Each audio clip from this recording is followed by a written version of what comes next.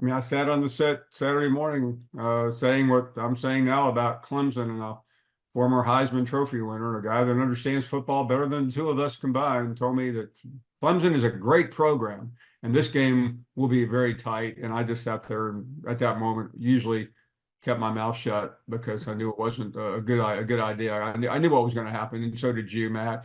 And it's as much about how well Kirby Smart has control of that program as it is as to say that Dabo Swinneys time as an elite coach is over.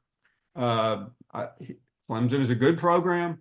They'll compete in the ACC, but their days as a program that matters, their days as a program that is spoken with reverence are gone. Everyone knows what they've done, but they're not doing it this year. And I don't see them ever doing it again as long as Dabo Swinney is there. And I don't mean that the program isn't capable, but his approach to college football doesn't work any longer.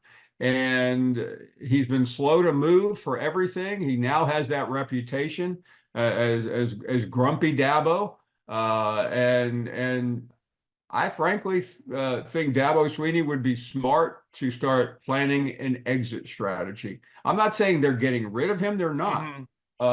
They're stuck with him. He's part of who they are. But he would be better to look elsewhere, to find another way to do it, because it's simply not going to matter. He may find ways into the playoff in the future, but he's not going to find a way to hold up the trophy any longer. Not the way he's running that program. Yeah, it is. It's interesting, Paul, because Clemson seems to be the perfect place with the resources set up in the new era of the sport to say, hey, you know what? I need an offensive lineman. Boom, here's some money. Come to Clemson. I need a pass rusher. Boom, here's some money. I need a bona fide quarterback, a game-breaking receiver. And one level, I respect Dabo for saying, no, this is how I'm going to do it. This. But on the other, it's like, Dabo, you've got everything at your disposal to continue winning in this era, and he just refuses to do it. Yeah, and do I think this was a pristine program too, Matt, where they really one of these Ivy League type schools that really isn't Ivy League, but feels like they're Ivy League in the Big Ten or maybe out west.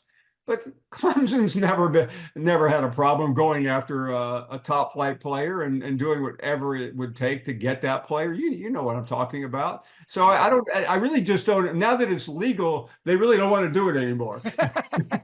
It was much easier for Clemson to battle with the NCAA during the 80s, which cost them dearly, and countless other times. Now that Clemson has been told, whatever you want to spend, they suddenly have a coach who wants to practice some puritanical philosophy of purism, of being pure and high and mighty. It doesn't work. And I don't know how many times on Sunday morning we've had this conversation about Dabo, and I feel like I'm beating a dead horse because he is a good football coach, but I mean, it's over, Dabo. I mean, this is not going to change. What you got yesterday, and by the way, you didn't even get an A effort from Georgia. I mean, that was it was methodical, but that was a pretty sloppy first half by Georgia. Yeah. What happens if they start clicking in the first quarter?